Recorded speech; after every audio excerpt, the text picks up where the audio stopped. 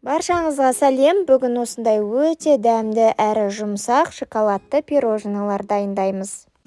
Бұл пирожный өте қарапайым заттардан жасалады. Үйдегі бар заттармен жұмыртқаға қантымызды салып, венчикпен жақсылап араластырамыз.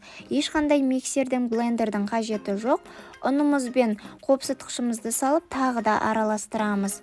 Және де сұйық майымызды, сүтімізді, ванилинді және де ыстық суды құйып, барлығының басын біріктіріп, жақсылап венчикпен араластырып, біркелкі масса шығарып аламыз. Ал оған дейін достар, рецептеріме лайк басып, каналыма міндетті түрде тіркеліп қойыңыздар. Күн сайын жаңадан рецептер салып отыратын боламын, жіберіп алмаңыздар. Енді белгіленген мөлшердегі какаомызды салып, оны да жақсылап араластырамыз. Мінекей біздің массамыз дайын болды. Бисквитіміздің енді қызып тұрған пеште, духовкада 180 градуста 30-35 минутта пісіріп аламыз. Менде осындай формочка болды. Сіздерде қалаған формаларыңызға салып пісірсеңіздер болады. Астына пергамент қағазын төсеп салдым.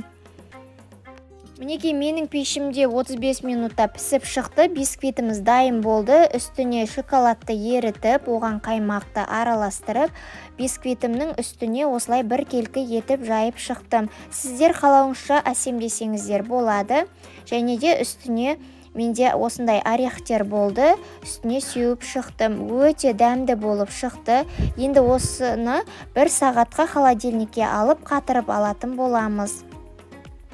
Өте дәмді болып шығады, достар. Сіздер де жасап көріңіздер. Міндетті түрде осы рецептпен жасап көрсеңіздер, ұнайтынына сенімдімін.